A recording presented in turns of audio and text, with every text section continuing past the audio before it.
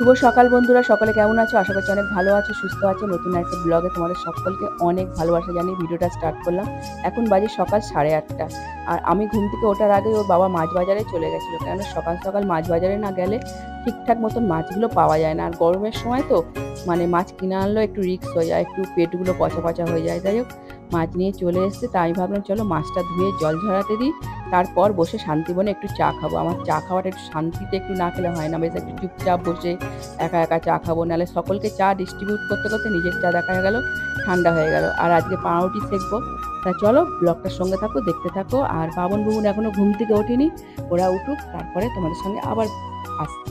কেউ একটু ক্যামেরা ধরে দিলে ভিডিও করতে একটু ইচ্ছা লাগে, আর আজকে বাবনকে বলাতে বাবন যাই হোক এক কথায় রাজি হয়ে গেছিলো। সেই জন্য মাছ ধুতে ধুতে ওর সাথে একটুখানি গল্প করছিলাম, বলছিলাম কতটা ভালো লাগছে বল, আজকে তুই একবারে রাজি হয়ে গেলি। আজকে তাওয়াতে সেকছি, আজকে আর মেশিন বের করতে ইচ্ছা করছে না, প্রচন্ড গরম লাগছে। চলো পাউরুটিগুলো সেকে নিই।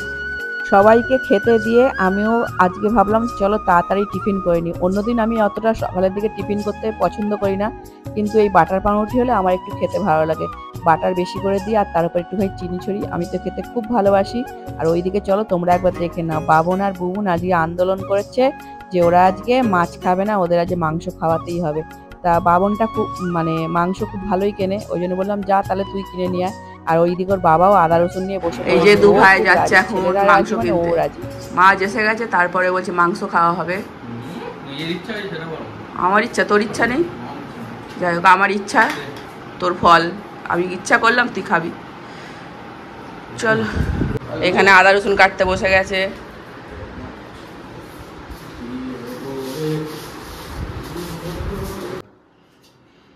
এই যে এক রাউন্ড রান্না বসিয়ে দিয়ে এসছি, আর তারপরে বিছনা তুলতে হচ্ছে।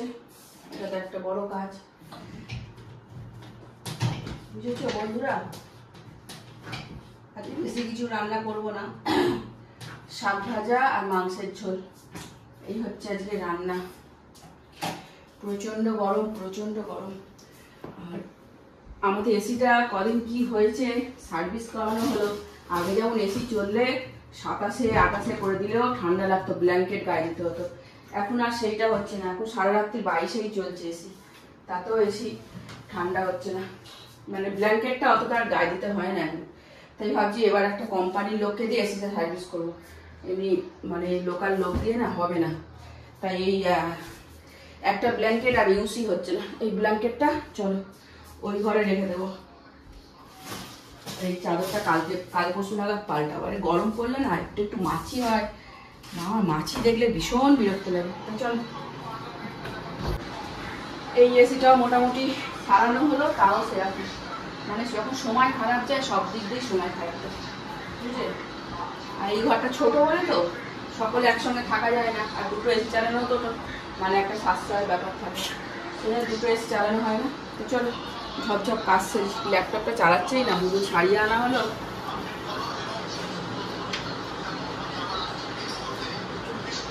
আজকে আমার মুদিখানা বাজারেও এসে গেছে, এইটা এলে আমার আর একটা কাজ এক্সট্রা, এগুলোকে সব গুছিয়ে গুছিয়ে তোলা মানে বড় একটা কাজ।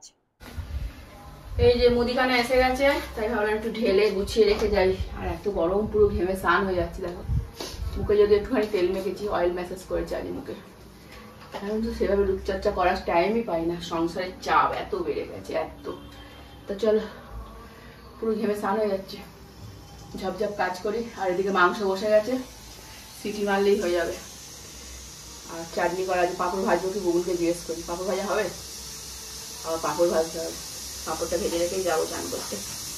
চলো ঝপঝপ গুছিয়ে হয়ে গেছে মোটামুটি গুছানো, চালটা ঢাললেই হয়ে যাবে। চালটা বসিয়ে দিচ্ছি।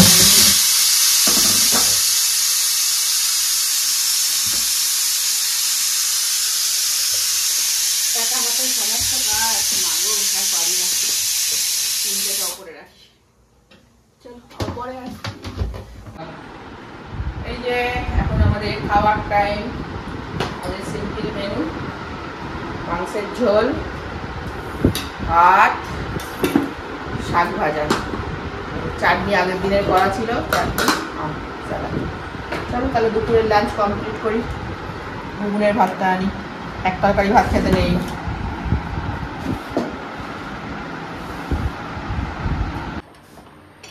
যে এটা হচ্ছে সেই অপূর্ব দিয়েছিল আমাদের কুলচা, মানে রেডিমেড। এটাকে এখন বুন বাটার দিয়ে সেকছে, বিকালে খাবে। এই দেখো আমাদের এসি দিয়ে একটা অদ্ভুত ধরনের সামনে দিয়ে ধোয়া বেরোচ্ছে। এটা আমরা আগে বুঝতে পারিনি, কিছু হবে না। কাকুটার ফোন নাম্বার ছিল তো। সিট খালি হয়েছে, সিট খালি হয়েছে।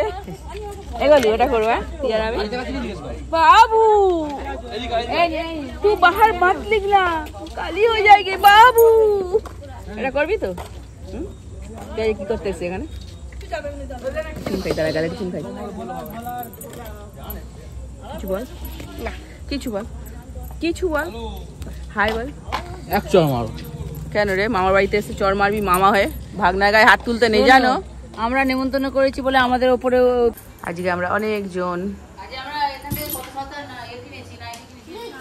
ও বাড়ি থেকে আসার সময় পুরো ভিজে গেলাম, মানে একটু একটু বৃষ্টি হচ্ছিল, ভাবলাম বাড়ি পৌঁছে যাবো, কিন্তু পুরো ভিজে গেছি। অনেকদিন পর বৃষ্টিতে ভেজাও হয়ে গেল। হালকা একটু ঝড় উঠলো, উঠে বৃষ্টি, মানে একটু একটু পড়ছিল, মানে এতখানি আস্তে আস্তে পুরো চান ভিজে চান হয়ে গেছে। চল ড্রেস ফ্রেস চেঞ্জ করি। আজকে মতো ব্লগটা এখানেই শেষ করছি। সকালে অনেক ভালো থাকবে, সুস্থ থাকবে, সাবধানে থাকবে। আবার দেখাবে নেক্সট ব্লগে। Good night, tata. ঝাপটা দিচ্ছে ওনা, ডাক্তারবাবু ঝাপটা দিচ্ছে কিনা তাহলে জানলা বন্ধ করে দিবি।